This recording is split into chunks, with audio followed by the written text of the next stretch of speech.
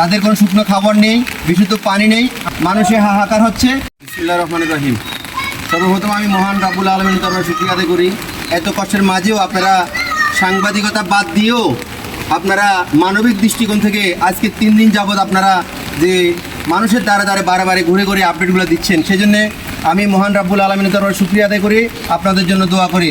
সকল যারা এই বন্যা কবলিত সকলের জন্য আমি মহান রাব্বুল আলামিনের দরবারে দোয়া প্রার্থনা করি। আমাদের এই সাতকুচিয়া পশ্চিম সাতকুচিয়া দোতলা মসজিদে প্রায় 150 লোক পানিবন্দী, এবং কি প্রত্যেকটা পরিবারের ভিতরে প্রত্যেকটা ঘরে তাতে দোতলা ছাদ আছে, ওই ছাদের ভিতরে অনেক বৃদ্ধ মানুষ আটকা পড়েছে, তাদের কোনো শুকনো খাবার নেই, বিশুদ্ধ পানি নেই। আমাদের সকল টিউবওয়েলগুলা আমাদের পানির নিচে পড়ে গেছে, সামান্যতম পানিও আমরা পাচ্ছি না, মানুষের হাহাকার হচ্ছে।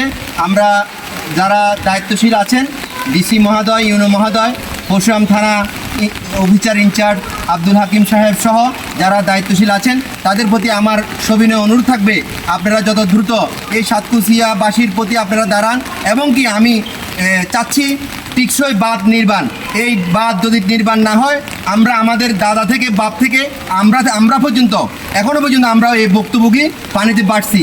আমরা চাচ্ছি না এই সামান্য ত্রাণ দিয়ে আমাদের জীবন বাঁচানোর জন্য আমরা টিকসইভাবে বাঁধ নির্মাণ করে আমাদের যে ভোগান্তি যাতে স্থায়ীভাবে দূর হয়, সেজন্য আমি বিনীত অনুরোধ জানাচ্ছি। সবাইকে ধন্যবাদ। আসসালামু আলাইকুম।